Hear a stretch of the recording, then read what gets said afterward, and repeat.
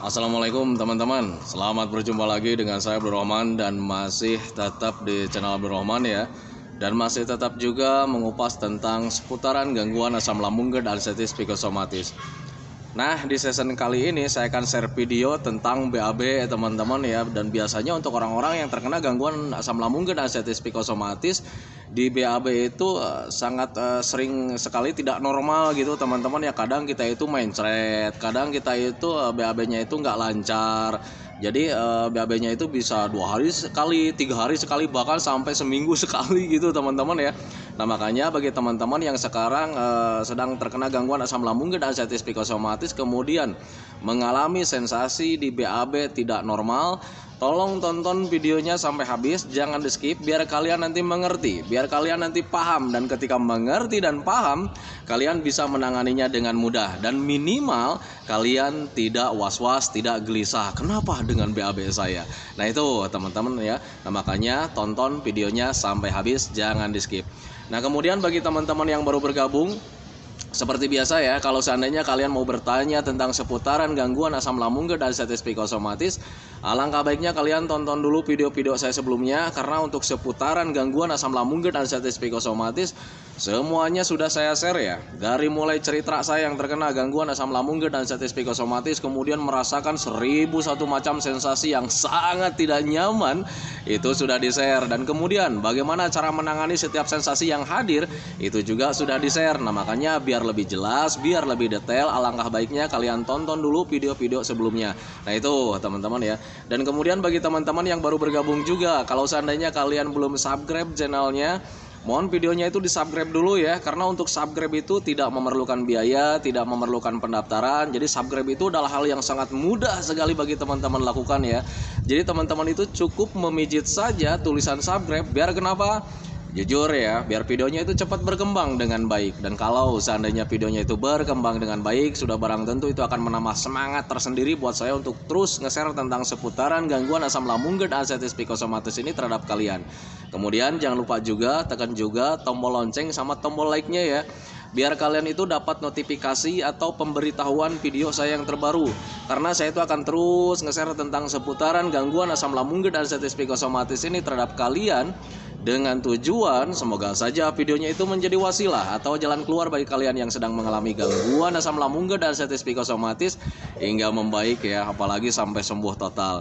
Amin ya rabbal alamin. Ya minimal hanya memberikan motivasi saja, atau lebih minimalnya lagi hanya sekedar menemani kalian yang sekarang sedang merasakan tidak nyamannya dari gangguan asam lambung dan anestesi psikosomatis. Nah itu teman-teman ya. Nah kembali lagi ke topik utama teman-teman ya.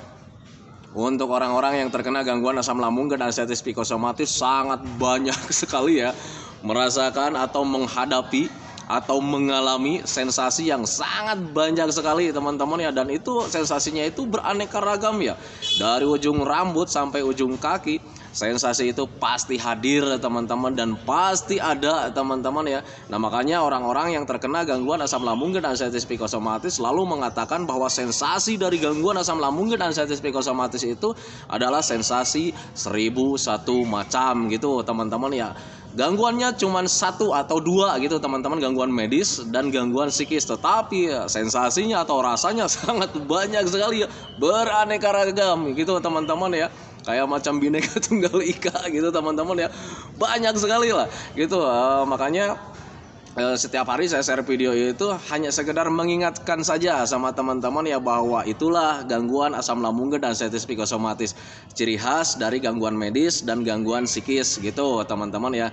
Nah termasuk di BAB ini gitu teman-teman ya, karena untuk orang-orang yang terkena gangguan asam lambung dan anestesi psikosomatis, untuk BAB itu jarang lancar ya, jarang lancar. Kadang kita sering mencret, kadang kita itu BAB-nya itu agak telat, bisa 3 hari sekali, 4 hari, 5 hari, bahkan 1 minggu sekali. Dan dulu saya pernah hampir seminggu lebih baru bisa BAB.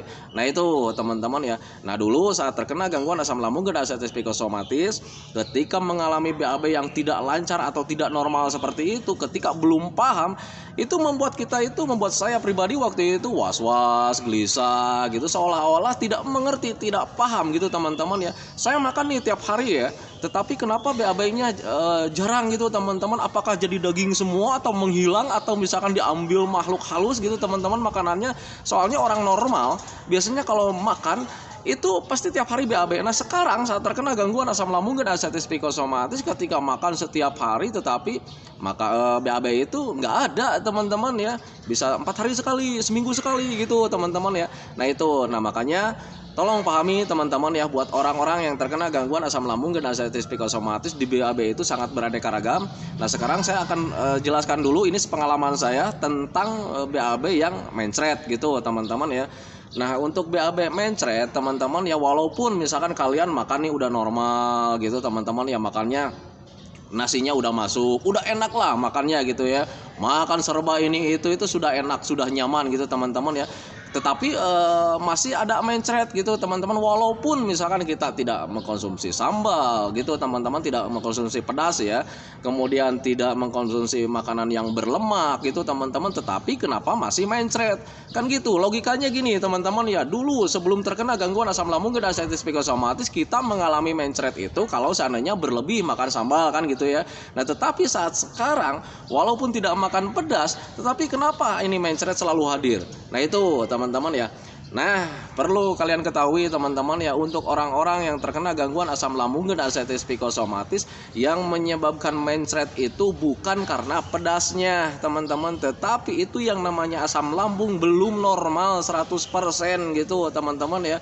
Untuk asam lambung yang tidak normal itu bisa saja keasamannya bertambah, atau misalkan asam lambungnya yang bertambah, kapasitasnya yang bertambah. Dan kalau seandainya asam lambungnya yang menjadi tidak normal atau asam lambungnya yang tidak normal, itu bisa menyebabkan mencret teman-teman ya, karena asam lambung yang tidak normal itu bisa menyebabkan panas dalam gitu teman-teman. Dan untuk yang terkena panas dalam karena asam lambungnya yang tidak normal, itu walaupun kita menjaga makannya gitu teman-teman ya, tetap saja pasti bakalan mencret. Itu pengalaman saya teman-teman ya.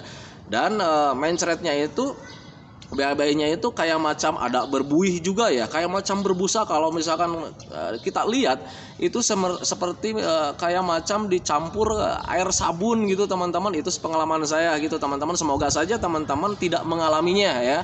Dan tetapi kalau misalkan teman-teman mengalami, nggak usah khawatir gitu teman-teman. Itu merupakan normal. Itu normal karena kitanya itu sedang mengalami panas dalam gitu teman-teman. Dan panas dalamnya itu ya disebabkan karena asam lambungnya yang tidak normal gitu. Nah sekarang bagaimana cara menanganinya gitu kan ya. Nah cara menanganinya ya normalkan saja asam lambungnya, kan gitu teman-teman, logikanya ke sana ya. Nah sekarang bagaimana cara menormalkan asam lambungnya, sementara kita itu asam lambungnya itu setiap harinya itu nggak normal. Nah gitu. Nah kita kenali saja dulu. Asam lambung yang tidak normal itu bisa karena nilai keasamannya yang bertambah, jadi semakin asam gitu ya. Nah kemudian bisa saja kapasitasnya yang bertambah. Kalau seandainya kapasitasnya bertambah ditambah lagi keasamannya bertambah, yaitu nggak normal gitu teman-teman ya. Nah sekarang kalau seandainya asam lambungnya yang bertambah asam teman-teman ya, kita sering minum saja. Nah itu teman-teman, kita sering minum air hangat pelan-pelan. Untuk minum air hangat pelan-pelan minimal 8 gelas, itu adalah pengalaman saya teman-teman, dan bisa menangani panas dalam gitu teman-teman ya. Logikanya beginilah. Kalau seandainya ini contoh-contoh ini selalu saya bilang di video-video sebelumnya juga, sangat sering sekali teman-teman ya. Kalau seandainya kita membeli air cuka yang begitu asam, kita tahu sendirilah cuka keasamannya itu kayak gimana gitu teman-teman ya.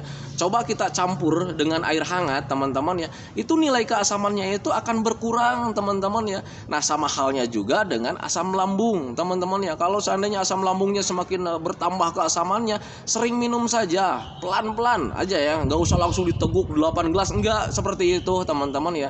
Jadi untuk minum air hangat itu pelan-pelan saja, kita sering minum saja gitu. Pagi-pagi kita minum air hangat bisa segelas, setengah gelas gitu teman-teman ya.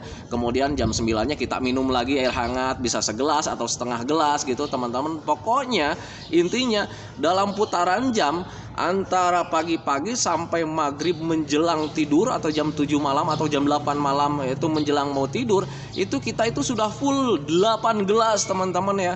Itu sepengalaman saya. Dan bahkan Dulu saat terkena gangguan asam lambung dan status psikosomatis, untuk minum saya itu lebih dari 8 gelas teman-teman ya. Saya itu bisa nyampe 13 gelas, bisa nyampe 15 gelas. Dulu saya saat terkena gangguan asam lambung dan status psikosomatis. Dan gelas yang saya pakai itu bukan gelas yang kecil teman-teman ya. Gelas yang sangat besar, gelas ukuran gelas sirup. Nah itu teman-teman, tetapi kalau misalnya kalian, Pak saya itu nggak biasa nih minum dengan ukuran gelas besar, apalagi kalau misalkan harus 10 gelas, 15 gelas, ya kalian nggak usah kayak gitu juga teman-teman ya. Kalian kalau misalkan tidak bisa seperti itu, kalian minum biasa saja, minum gelas ukuran kecil, ukuran standar, yang penting minimal 8 gelas dalam sehari. Nah itu teman-teman ya. Nah tetapi Pak, apakah ada resikonya untuk sering minum lebih dari seperti biasanya? Ada teman-teman ya, jujur saya nggak berani berbohong teman-teman ya. Untuk sering minum, kalau seandainya kalian belum terbiasa, itu ada resikonya, ada efek sampingnya. Nah, apakah efek sampingnya? Efek sampingnya sangat ringan menurut saya, dan itu menurut saya sangat bagus sekali ya. Efek sampingnya kalian cuman sering kencing saja. Nah, itu teman-teman. Jadi kalau misalkan dulu normalnya ya, ketika sebelum terkena gangguan asam lambung dan status psikosomatis, kemudian minumnya biasa-biasa saja, itu kita itu kencing paling sekitar 1 kali sehari atau 2 kali paling sering itu sehari ya. Nah, tetapi saat merubah pola minum itu bisa sampai 5 kali, 6 kali, bahkan saya itu pernah 8 kali sehari gitu teman-teman ya, karena memang sering minum gitu teman-teman ya.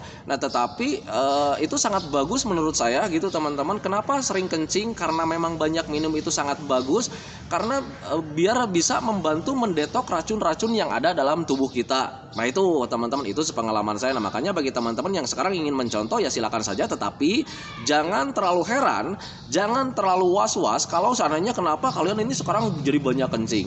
Nah itu teman-teman, itu sepengalaman saya gitu teman-teman ya. Dan resiko yang lain-lain itu tidak ada sepengalaman saya. Dan kalau misalnya ada resiko yang paling besar yang saya rasakan, tidak ada ya. Makanya sampai detik ini saya masih hidup, kemudian sudah sembuh total. Nah itu teman-teman, makanya pahami saja ke sana. Nah itu, nah kemudian untuk menangani BAB yang agak telat nih. Nah dulu juga saya sempat mengalami BAB agak telat, bahkan bisa nyampe 4 hari sekali, 5 hari sekali. Bahkan dulu pernah saya juga mengalami BAB itu 1 minggu lebih ya, 1 minggu lebih baru bisa BAB. Itu ketika belum paham itu, ternyata itu bisa membuat was-was, gelisah, kadang suka timbul pertanyaan-pertanyaan yang justru harus dihindari teman-teman ya. Di pikiran itu sangat banyak sekali pertanyaan. Pertanyaan saya waktu itu ketika BAB-nya jarang teman-teman ya, ini sebetulnya aib ya kalau misalnya disampaikan, tetapi nggak apa-apa, biar menjadi pencerahan juga buat kalian lah. Itu ketika dulu saya jarang BAB tetapi makannya sering. Itu saya selalu berpikir begini teman-teman, waduh ini jangan-jangan di tubuh saya itu ada makhluk halus gitu teman-teman ya, ada makhluk halus. Kemudian apa yang saya konsumsi, apa yang saya makan itu diambil sama dia. Soalnya berpikirnya begini teman-teman ya, saya sering makan, tetapi untuk BAB kenapa jarang gitu kan ya. Bisa 4 hari sekali, bisa 5 hari sekali, bisa bahkan 1 minggu lebih saya pernah, dan sering dulu ya, pernah teralami gitu teman-teman ya. Nah tetapi ketika dipahami, kemudian dicari informasinya teman-teman ya, itu memang hal yang sangat wajar bagi orang-orang yang terkena gangguan asam lambung dan status psikosomatis, sangat wajar sekali. Kenapa saya katakan sangat wajar? Karena kita berpikirnya begini teman-teman ya, kita sering makan gitu ya teman-teman. Kita sudah merasa sering makan, kita sudah merasa terpenuhi makannya, padahal itu belum teman-teman ya. Kalau misalkan kita mengingat atau meneliti nih, kalau kita misalkan melihat nih ya, BAB itu sebetulnya apa sih ya? BAB itu adalah hampas makanan teman-teman ya. Apa yang kita konsumsi, apa yang kita makan teman-teman ya, kemudian gizi-gizinya diambil sama tubuh kita. Nah sisanya hampas makanannya itu adalah BAB teman-teman ya. Dan yang namanya BAB ketika mau keluar itu butuh dorongan dari makanan yang baru. Nah itu teman-teman, kalau seandainya kalian mengkonsumsi makanannya itu cuma sedikit, tidak terpenuhi gitu ya, kebutuhan untuk tubuhnya itu tidak seimbang ya, makannya itu tidak seimbang, ya sudah pasti kalian BAB-nya itu agak jarang gitu teman-teman ya. Tetapi berbeda ketika kalian sering makannya banyak gitu teman-teman, dan nanti itu bisa menimbulkan hampas makanannya itu banyak dan dorongannya itu semakin kuat. Nah itu teman-teman, dan ketika kalian dorongannya kuat BAB-nya teman-teman, dan itu nanti alhamdulillah BAB-nya kalian lancar, bisa sehari sekali. Nah itu teman-teman ya. Nah makanya bagi teman-teman yang sekarang nih, Pak saya itu sudah merasa makannya itu sudah sering, sudah merasa banyak gitu, tetapi untuk BAB agak jarang juga gitu, jadi bisa 4 hari sekali, bahkan bisa lebih gitu teman-teman ya. Itu menurut kalian teman-teman, tetapi untuk tubuh kalian itu sebetulnya tidak terpenuhi ya. Jadi makannya masih belum seimbang. Cobalah untuk sering makan, kemudian perbanyak makannya, jadi kapasitasnya itu diperbanyak teman-teman ya. Nah kalau misalnya kalian ingin mengetahui apakah keterangan itu benar, tengok kejadian dulu sebelum kalian terkena gangguan asam lambung dan anxiety psikosomatis. Karena dulu juga saat mengingat ke sana, saya saat mengalami kejadian seperti itu, saya mencoba mengingat-ingat kejadian yang dulu saat sebelum terkena gangguan asam lambung dan anxiety psikosomatis, ketika jarang makan itu BAB-nya bisa 2 hari sekali, bisa 3 hari sekali gitu teman-teman. Tetapi berbeda ketika pagi-paginya makan banyak, siangnya makannya banyak juga, sorenya makannya banyak juga, kemudian besoknya ketika sudah sarapan sedikit saja atau misalkan minum air hangat aja langsung kita itu pengen BAB ya. Nah itu teman-teman, karena sudah mulai terdorong, karena di usus kita itu hampas makanan banyak, ditambah lagi pagi-paginya kita minum air hangat itu, jadi ada dorongan ya, dan akhirnya kita BAB. Nah itu teman-teman, itu sepengalaman saya mengingatnya ke sana gitu teman-teman, dan kemudian ketika dipraktekkan ternyata alhamdulillah ternyata benar ya. BAB saya jarang itu karena hampas makanannya terlalu sedikit, jadi nggak ada dorongan gitu teman-teman ya. Dan kemudian ketika mengingat dulu juga, karena memang saya itu seringnya itu camping gitu teman-teman ya, camping di gunung, di pesawahan gitu teman-teman. Dan ketika melakukan camping itu saya jarang makan, dan ketika camping itu saya selalu mengingat, iya ya, dulu itu ketika camping saya jarang makan, dan untuk BAB itu hampir nggak pernah gitu teman-teman ya. Nah ketika mengingat ke sana akhirnya pure, saya mengerti, kemudian saya mencoba menambah makannya, menambah kapasitas makannya, dan alhamdulillah ternyata untuk BAB lancar. Nah itu teman-teman, itu sepengalaman saya. Nah makanya bagi teman-teman yang sekarang nih bingung tentang BAB nggak lancar, ya coba saja kalian paksakan saja untuk makan gitu teman-teman ya. Kapasitasnya ditambah, kemudian durasinya juga, tempo makannya juga dipersering gitu teman-teman ya, seringin aja makannya, nanti BAB-nya juga akan lancar gitu teman-teman ya. Dan kemudian saya juga pernah mengalami di fase BAB berdarah teman-teman ya, dan waktu BAB berdarah itu sangat shock sekali ya, karena ketika BAB ada darahnya itu berpikirnya langsung kemana-mana teman-teman ya. Waduh, ini jangan-jangan usus saya atau lambung saya sudah hancur, ini BAB-nya berdarah, wah dan sebagainya, langsung pikirannya itu kemana-mana, dan akhirnya bikin cemas, bikin was-was, bikin gelisah, dan akhirnya teriak ya ke istri waktu itu, ibu tolong kesini, ibu tolong kesini. Saya bilang, itu lihat BAB saya kok berdarah gitu, pokoknya saya harus ke rumah sakit sekarang juga gitu. Istri, yang namanya istri kan orang normal gitu teman-teman, ketakutannya tidak ada, lihat BAB orang lain pasti jijik ya. Dan waktu itu bukannya ditenangin malah dimarahin saya, BAB saja ditunjukin itu panas dalam katanya. Nah itu pemikiran orang yang wajar, dan ketika saya pelajari juga gitu teman-teman, ternyata memang betul ya. Ketika kita BAB kemudian ada darahnya, dan darahnya juga nggak banyak sih sebetulnya, cuma bercak-bercak doang gitu teman-teman, yang nggak terlalu pure berdarah merah gitu teman-teman ya. Nggak, sepengalaman saya memang nggak seperti itu ya. Jadi darahnya itu cuma sedikit lah, ada bercak-bercak kayak macam begitu. Nah ketika dipelajari, ketika dicari informasinya gitu teman-teman ya, ternyata itu memang dari panas dalam juga gitu teman-teman, karena kita sering panas dalam ya, main ceret tiap hari gitu teman-teman, kemudian BAB-nya nggak normal gitu, kadang sering, kadang tidak gitu teman-teman. Dan intinya kita ada panas dalam, setiap hari kita mengalami panas dalam, dan ketika BAB itu lubang dubur ada iritasi teman-teman ya. Jadi di saluran pembuangan itu ada iritasi. Nah kemudian terbawa oleh BAB, terkikis oleh BAB, dan akhirnya di situ baru ada bercak darah gitu teman-teman ya. Nah itu, ketika saya mempelajari ke sana, alhamdulillah menjadi ketenangan tersendiri teman-teman ya. Tetapi tetap ya, rasa penasaran itu pasti hadir gitu teman-teman. Saya gali lagi informasinya teman-teman ya. Saya tanya-tanya ke dokter, Pak ini untuk BAB kalau seandainya BAB yang berbahaya itu kayak macam gimana? Untuk BAB sebetulnya nggak ada yang bahaya teman-teman ya. Saya dapat keterangan dari dokter itu dulu saat terkena gangguan asam lambung dan anxiety psikosomatis sering curhat lah gitu teman-teman ya. Nah justru dokter itu menganjurkan kalau seandainya kita mendapatkan BAB, kemudian BAB-nya itu berwarna coklat kekental-kentalan, jadi coklat agak kehitam-hitaman, kemudian kental juga. Nah itu harus pure diperiksakan ke dokter gitu teman-teman, karena itu mungkin ada iritasinya itu di bagian usus ya. Dan ketika ada iritasi di bagian usus, kemudian berwarna, jadi darahnya ada darahnya.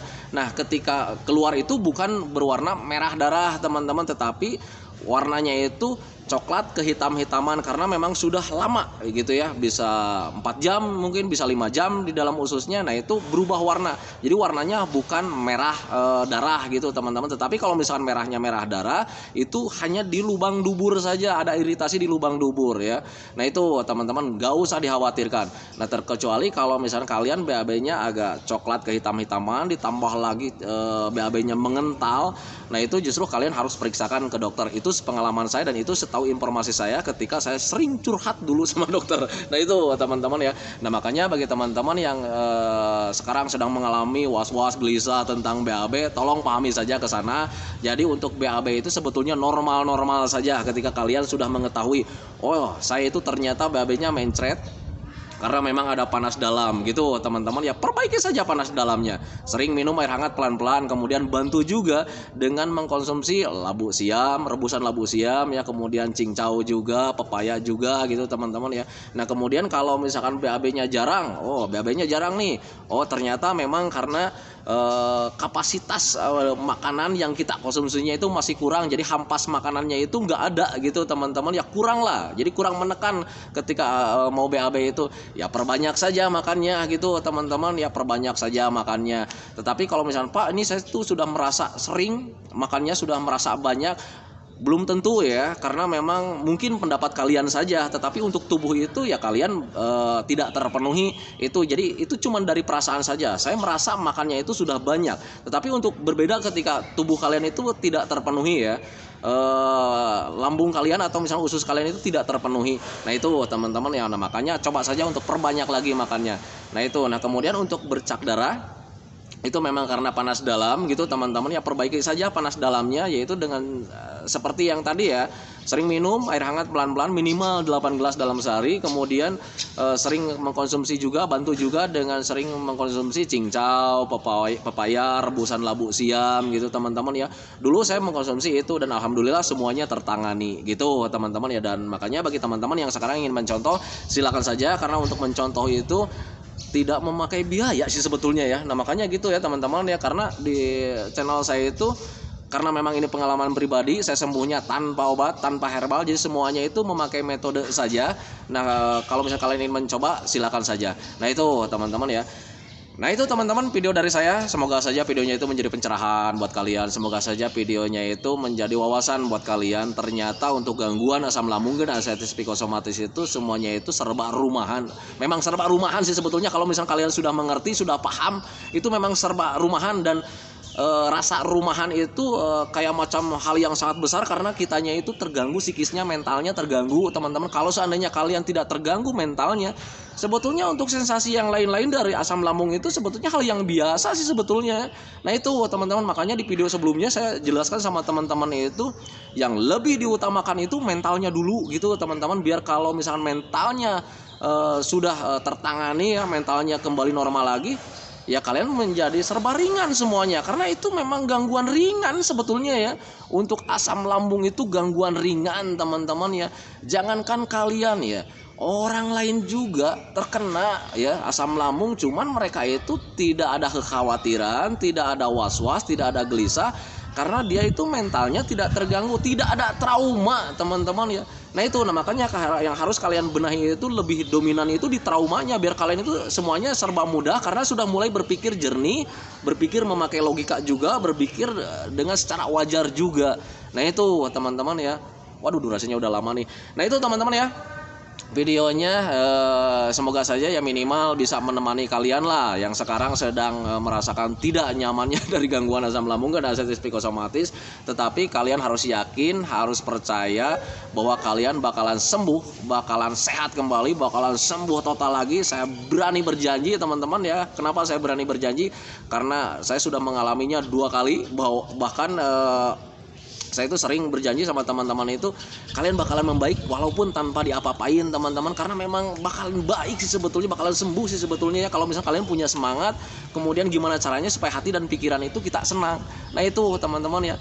Nah itu teman-teman ya, seperti biasa videonya sebelum saya akhiri, saya selalu mendoakan sama teman-teman itu, semoga saja teman-teman itu cepat sembuh lagi, cepat sehat lagi, cepat kembali lagi keadaan kalian yang dulu, baik semangatnya, moodnya, cerianya, pokoknya kehidupan kalian yang berwarna, yang tentang yang dulu, semoga saja cepat kembali lagi, karena memang saya yakin 100% bahwa keadaan kalian yang dulu itu sangat dirindukan sekali. Nah itu teman-teman ya, kemudian doakan saya juga teman-teman ya, agar saya itu tetap sehat, tetap kuat, tetap ceria, agar masih bisa tetap menemani kalian.